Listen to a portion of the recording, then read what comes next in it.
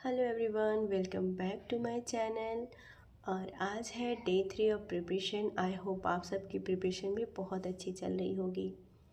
आज का टॉपिक मेरे दिल के बहुत करीब है। It's never too late to start again. कभी कभी लाइफ में हम इतना रुक जाते हैं कि लगता है आगे बढ़ना मुश्किल है, इम्पॉसिबल है, बट ये सच नहीं है। आज मैं 5:30 बजे जगी हूँ और रात को मैं पढ़ नहीं पाई ट्यूशन से आने के बाद, क्योंकि डिनर बनाने में टाइम हो गया और कुछ गेस्ट आ गए थे, तो जिसकी वजह से मुझे टाइम नहीं मिला। तो मैं मॉर्निंग में जगी हूँ और 5:30 बजे जगी थी, बट फ्रेश होने में थोड़ा सा टाइम लग गया, 15 मिनट। अभी मैं गर्म पानी करके लेके आ गई हूँ और मुझे सुबह सुबह ना पानी, ऐसे सादा पानी पी नहीं पाती हूँ मैं। तो आज मैंने एक छोटा सा जो कॉफ़ी का पैकेट आता है उसको यूज करके कॉफ़ी बनाई है अपने लिए कि मुझे नींद ना आए। और अब जो बचा हुआ टाइम है उसमें फटाफट पढ़ाई कर लेते हैं। और अभी सुबह के सारे काम ख़त्म करके मैं आ गई थी पढ़ने के लिए। लंच में कुछ चीज़ें बाकी है बनाने के लिए, तो मैंने सोचा पहले 1-1.5 घंटे पढ़ लेते हैं, उसके बाद मैं फिर करूँगी। क्योंकि पता है जब हम काम में लगे रह जाते हैं ना तो टाइम निकल जाता है, कभी पढ़ाई के लिए सोचते ही रह जाएंगे, इसको कर लेते हैं तो फिर पढ़ाई करेंगे, बट पॉसिबल नहीं हो पाता। तो इसलिए मैंने सोचा पहले पढ़ाई कर लेंगे, काम तो रहता ही, हमेशा करते ही रहते हैं। और एनसीईआरटी जब मैं बहुत ही डीपली मैं एनसीईआरटी को पढ़ रही हूँ, जैसे कि आपने देख सकते हैं आप कि मैं एक एक जो कार्टून्स दिए बनाए गए हैं उनमें जो लिखा गया है मैं बहुत अच्छे से समझ रही हूँ और बहुत ही डीपली एनसीईआरटी को पढ़ रही हूँ। और इसको पढ़ने के बाद मुझे ये चीज़ें फ़ील हो रही हैं कि क्यों सारे टॉपर्स टीचर्स एनसीईआरटी पढ़ने को कहते हैं। छोटी सी छोटी चीज़, पता है जब मैंने पहले लक्ष्मीकांत उठा लिया था पढ़ने के लिए और मैं लक्ष्मीकांत में वही चीज़ें पढ़ रही थी, तो मतलब अगर 2-4 लाइन मुझे समझ में आ भी गई तो उसके बाद से फिर मैं स्टक हो जाती थी। मुझे बिल्कुल भी क्लियरिटी नहीं हो पाता था कि ये कहना क्या चाहता है, और मतलब एकदम तंग आ गई मैंने लक्ष्मीकांत छोड़ दिया पढ़ना। बट जब मैं अभी इसको पढ़ रही हूँ ना एनसीईआरटी को, तो मुझे ऐसा लग रहा है कि मेरी बेस इतनी स्ट्रॉन्ग नहीं थी कि मैं स्टैंडर्ड बुक्स को समझ पाऊँ। तो अभी मैं एनसीईआरटी को ख़त्म करूँगी। मेरी पूरी कोशिश है कि मैं कल तक एनसीईआरटी को, क्लास 8 की एनसीईआरटी को ख़त्म कर दूँ कि उसके बाद से मैं दूसरी क्लास 9th की फिर पढ़ सकूँ। और मैंने अपनी प्रिपरेशन को 2 फेज़ में डिवाइड कर दिया है, 100 डेज़ एंड 100 डेज़ में, क्योंकि 200 डेज़ के बाद से एग्ज़ाम ही है, इसलिए मैंने 100 डेज़ के दो पार्ट्स कर दिए हैं। पहले 100 डेज़ में मैं एनसीईआरटीज़ के साथ स्टैंडर्ड बुक एटलीस्ट 3 सब्जेक्ट्स ख़त्म करने की पूरी कोशिश करूँगी कि हो जाए, और उसके साथ सीसेट की भी प्रिपरेशन करूँगी। और उसके बाद के जो 100 डेज़ हैं, और पहले 100 डेज़ में मैं एनसीईआरटी के ही क्वेश्चंस के आंसर लिखूँ या फिर किसी ऐसे के लिखूँ जो मैं मतलब लिखना मेंस के लिए भी थोड़ी थोड़ी प्रिपरेशन में कर पाऊँ, मेंस ओरिएंटेड। तो मैं आंसर राइटिंग भी करूँगी, और जो भी मैं चैप्टर पढ़ूँगी, एक चैप्टर अगर मैंने ख़त्म किया है तो उसके मैं पीवाईक्यूज़ और मॉक भी लगाऊँगी।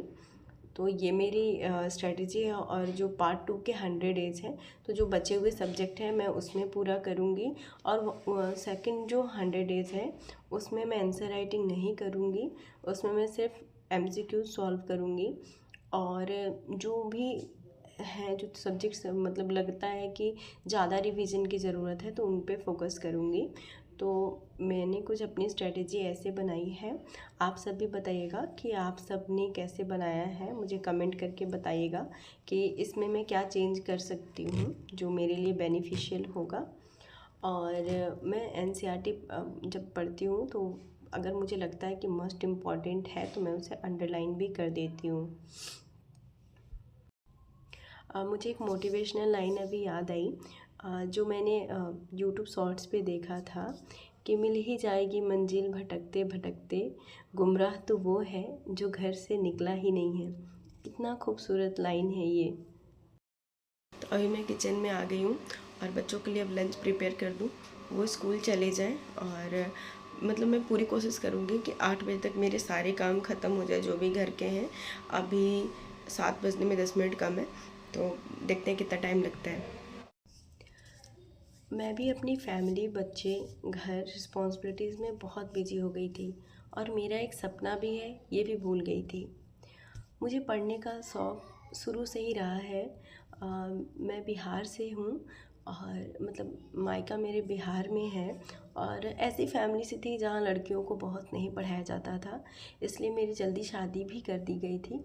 बट शादी के बाद जब मैं ससुराल आई तो मुझे ऐसा लगा कि ये टैग तो नहीं चाहिए कि इसने हायर स्टडीज़ नहीं की है। तो मैं अपनी जनरेशन की, अपनी पूरी फैमिली में सबसे ज़्यादा पढ़ी लिखी लड़की बनी। मैंने पढ़ने के लिए बहुत स्ट्रगल किया है और 2017 में मेरा जब ग्रेजुएशन कंप्लीट हुआ और मैंने एक यूट्यूब वीडियो देखा था उस टाइम पे फर्स्ट टाइम किसी डीएम का, और मुझे वहाँ से मोटिवेशन मिला कि मुझे इसे करना चाहिए। बट समहाउ हो नहीं पाया और मैंने छोड़ भी दिया था, मैं टीचिंग करने लगी थी। तो कुछ टाइम पहले मैं एक शादी में गई थी और उनकी बातों से एक थी जो गवर्नमेंट जॉब करती थी, मैंने देखी जो वैल्यू उनकी थी ना, वो मुझ जैसे जितनी भी लेडी थी उनकी नहीं थी। तो मुझे ये चीज़ें बहुत चुभने लगी कि क्यों मैं ये चीज़ें नहीं कर सकती, मैं क्यों नहीं बन सकती। और एट दैट टाइम मैंने उसी समय डिसाइड किया कि नहीं, करना है तो करना है। रीस्टार्ट करने के लिए परफेक्ट मोमेंट कभी नहीं आता, परफेक्ट मोमेंट हम खुद बनाते हैं और ये मैं जान चुकी थी। मैं उस दिन से थोड़ी थोड़ी एफ़र्ट्स लेने लगी, मतलब खुद पे डालने लगी एफ़र्ट्स। सुबह 1 घंटा, शाम 1 घंटा, मतलब जब भी आधा घंटा मिला, 15 मिनट मिला, मैं ये बैठ के सोचने लगी, लिखने लगी, स्ट्रेटजीज़ बनाने लगी, थोड़ा थोड़ा पढ़ने लगी। फिर एट लास्ट मैंने डिसाइड किया कि नहीं, अब मुझे करना है, फाइनली मैं कर ही लूँगी। बहुत लोग कहते हैं स्टार्ट अगेन, पर कोई ये नहीं बताता कि कैसे करना है। वुमेन के स्ट्रगल्स अलग होते हैं, घर संभालना होता है, इमोशनल प्रेशर होता है, बच्चों का future, financial stress, self doubt, family के एक्सपेक्टेशन, सोसाइटी का जजमेंट, इतना कुछ होता है हमारे पीछे। जब एक लड़का काम करता है ना, जब एक मेल कुछ करने जाता है सोसाइटी में, तो उसको बस लोग ये कहते हैं अरे तुमसे नहीं हो पाएगा, बाकी रिस्पॉन्सिबिलिटी नहीं होती है। अगर वो जॉब कर रहा है तो जॉब के बाद से सिर्फ उसका काम है कि वो अपने आगे का जो सोचा है उस पर वर्क कर ले। बट हमारे लिए हमें कोई ये नहीं कहता कि बेटा तुम ये काम छोड़ दो फिर ये कर लो, नहीं, हमें तो करना ही है। हमें बच्चे, घर, सब कुछ देखने के साथ करना पड़ता है। लोग कहते हैं अब क्या ज़रूरत है, आगे निकल गई, तुम नहीं कर पाओगी, इतनी एज हो गई, 30+ हो गई, ये घर में रहो, बच्चा देखो। तो मुझे ये सब चीज़ें समझ में नहीं आती हैं। लोगों की सोच उनकी है, आपकी लाइफ आपकी है। और अगर आप किसी ड्रीम को दोबारा जीना चाहते हो तो दुनिया में कोई भी आपको रोक नहीं सकता। कई लोग अपनी लाइफ में स्टार्ट करने से डरते हैं, उनको ये लगता है ज़्यादा पैसा लगेगा, ज़्यादा टाइम लगेगा, परफेक्ट कंडीशन नहीं है, किसी की परमिशन चाहिए है। बट ऐसा नहीं होता है। इम्पॉर्टेंट क्या होता है कि आप स्टार्ट करो, एक डिसीज़न लो, एक स्टेप लो और ख़ुद पे बिलीव करो और ख़ुद को ये विश्वास दिलाओ कि इससे ज़्यादा बेटर मैं डिज़र्व करती हूँ। मेरी लाइफ इतनी तक के लिए नहीं बनी है, मैं और अच्छा कर सकती हूँ। अगर आपने अपने ड्रीम्स के पीछे कभी ब्रेक लिया तो फेल्यूर नहीं था, वो सिर्फ एक पॉज था। और पॉज के बाद प्ले बटन दबाना आपके हाथ में है। चाहे आप 20 साल की हो, 40 साल की हो, शादी से पहले, शादी के बाद, बच्चे हो ना हो, करियर रुक गया है या स्टार्ट नहीं हुआ, रीस्टार्ट करने के लिए कोई एक्सपायरी डेट नहीं होती। आपकी वैल्यू आपकी एज से नहीं होती, आपकी वैल्यू आपकी हिम्मत से, मेहनत से, कमबैक से होती है। और अगर मैं कर सकती हूँ तो आप भी कर सकती हैं। अगर आप इस वीडियो को देख रही हो और दिल में हल्की सी उम्मीद, हल्की सी एनर्जी फील हो रही है तो बस आज ही से एक छोटा स्टेप ले लीजिए। एक पेज लिख लीजिए, उसमें लिखो, एक प्लान बनाओ और ख़ुद से प्रॉमिस कर लो, मैं रिस्टार्ट करूँगी, चाहे स्लो पर मैं करूँगी। अगर ये वीडियो आपको मोटिवेट कर पाया हो तो प्लीज़ लाइक करें, कमेंट में बताएं आपकी कमबैक जर्नी का फर्स्ट स्टेप क्या होगा। And don't forget to subscribe to my channel. यहाँ मैं हर रोज़ शेयर करती हूँ real struggles, real progress, and real motivation. Remember, it's never too late to start again. Bye bye and take care.